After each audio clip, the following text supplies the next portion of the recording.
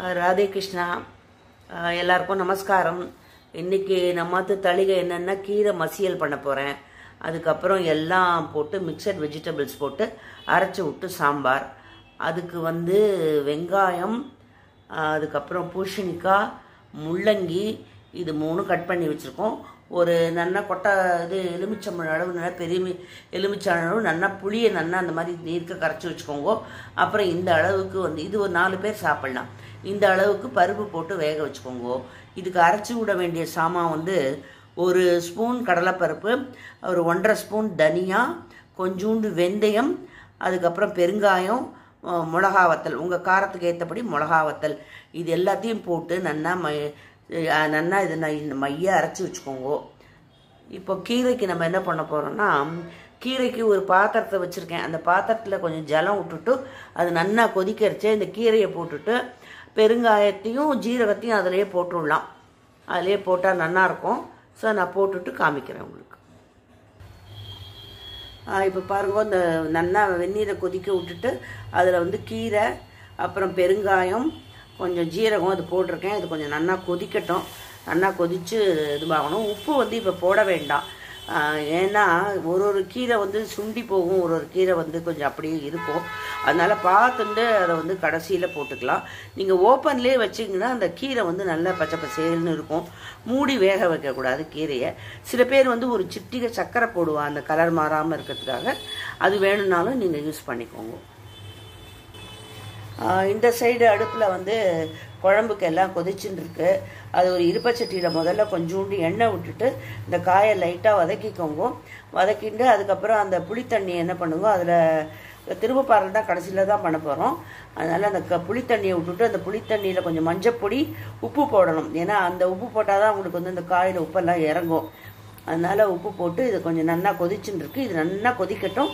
அதுக்கப்புறம் நம்ம வறுத்து வச்சுருந்தோம் இல்லையா சாமான், அதெல்லாம் அரைச்சின்னு அதையும் கலந்துட்டு கடைசியில் பருப்பை கலக்கணும். நான் 1 by 1 காமிக்கிறேன். கீரை நல்லா வெந்துடுத்து. இப்போ கொஞ்சம் உப்பு போட்டிருக்கேன். அது பைண்டிங் ஆகணும். அது கொஞ்சம் தண்ணியும் இதுமாக தான் இருக்கும். அதனால் ரொம்ப அரிசி மாவு போடக்கூடாது. இதுக்கு ஒரு 1/4 ஸ்பூன் விட்டு கொஞ்சம் கரைச்சி வச்சுருக்கேன். அப்படியே போட்டேன்னா கட்டி கட்டி ஆகிடும். அதனால் அதை கரைச்சி வச்சுன்னு அதை விடுங்கம்மா. இது கொஞ்சம் நேரத்தில் எல்லாமே சேர்ந்து ஒரு மாதிரி பைண்டிங் ஆகிடும். அதுக்கப்புறம் கீரையை நான் உங்களுக்கு காமிக்கிறேன். தான் நல்லா கொதிச்சுன்னு இருக்கு. உப்பு இதெல்லாம் ஊறிட்டு இப்போ நெக்ஸ்ட் நம்ம என்ன பண்ண போகிறோம்னா, அந்த அரைச்சி வச்சுருக்கோம் இல்லையா, அது அந்த வறுத்து எல்லாத்தையும் அரைச்சி வச்சுருக்கோம் இல்லையா, அதை அதில் போட போகிறோம். முதல்ல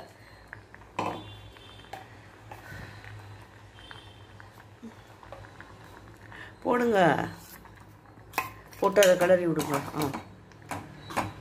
காஷ்மீரி சில்லி போட்டால் இன்னும் நல்லா கலராக இருக்கும். என்கிட்ட ஆயிடுத்து, அது வாங்கணும். இது கொஞ்சம் நல்லா கொதித்த பிறகு என்ன பண்ணணும்னா, இந்த பருப்பு போடணும். அது நல்லா கொதிக்கணும். கொஞ்சம் ஒரு கொதி வரணும். அப்போ போடக்கூடாது. இப்போது ஒரு கொதி வந்த உடனே அந்த பருப்பை போடணும். இதுக்கு லாஸ்ட்டில் ஒரு ஹைலைட் இருக்குது.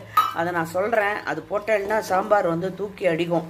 டிஃபன் சாம்பாருக்கும் போட்டுக்கலாம், இதுக்கும் போட்டுக்கலாம். டிஃபன் சாம்பாருக்குனா நம்ம மைல்டாக காரம் இல்லாமல் பண்ணுவோம். இதுக்கு நம்ம கொஞ்சம் காரம் போடுவோம். அவ்வளோதான் வித்தியாசம். இப்போ நல்லா கொதிச்சிருது. இப்போ இன்னும் 1 செகண்ட் கொதிக்கட்டும், 1 நிமிஷம். அதுக்கப்புறம் நம்ம பருப்பு போட போகிறோம். இப்போது அது எடுத்து வைக்காதீங்க, எல்லா பருப்பையும் போட்டுருங்க. அதுக்கு வேண்டாம். கீரை மசிச்சாச்சு, திரும்பி பாரியாச்சு. அது கொஞ்சோண்டு ஆயிடுது கீரை. ஆனால் கலர் மாறல, நல்லாயிருக்கு. குழம்பும் பரவாயில்ல. காஷ்மீரி சில்லி போடலைன்னா கூட ஓரளவுக்கு நல்லா தான் வந்திருக்கு. இப்போ என்ன பண்ணுங்க, அது கொதிச்சுட்டு இல்லையா, இப்போ பருப்பு போடலாம். நல்லா தாராளமாக பருப்பு போடுமா. நிற்க முடியலம்மா, போடுங்க சீக்கிரம். அதெல்லாம் முன்னாடி செஞ்சு வச்சுருக்கணும். பருப்பு போட்டாச்சா. அதுக்கப்புறம் பருப்பு நல்லா கொதித்த உடனே இதோட ஹைலைட் என்ன சொன்னேன் தெரியுமா, பச்சை தனியாவும் இதுவும் தேங்காயும் அரைக்கணும். இது நல்லா கொதித்த உடனே அதையும் போட்டு ஒரு கொதி வந்த உடனே ஆஃப் பண்ணிவிட்டு நான் தேங்காய் எண்ணெயில் திரும்ப பரப்புறேன். இன்றைக்கி கடுகு, அதுக்கப்புறம் காஞ்ச மிளகா 1, அவ்வளோதான். அதை போட்டு திரும்ப பாரிட்டோம்னா நம்மளோட அரைச்சி விட்ட சாம்பார் ரெடி. இப்போ அதையும் போட்டு கொதிக்க விடுங்கம்மா.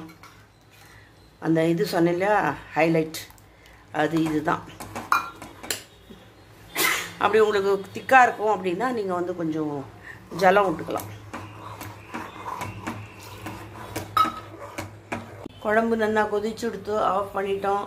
நீங்கள் ஃபுல்லாக பார்த்தா தான் அந்த ஹைலைட் என்னன்னு உங்களுக்கு தெரியும். அதுக்கப்புறம் பச்சையாக கொத்தமல்லியும் கருவேப்பிலையும் போட்டாச்சு. இப்போ மூடி வச்சேன்னா அது கொத்தமல்லியும் கருவேப்பிலையும் கருப்பாக போயிடும். அதனால் கொஞ்சம் ஓப்பனாகவே இருக்கட்டும். அதுக்கப்புறம் இப்போ வந்து திரும்ப பாரி கொட்டினோன்னா நம்மளோட அரைச்சி விட்ட சாம்பார் ரெடி.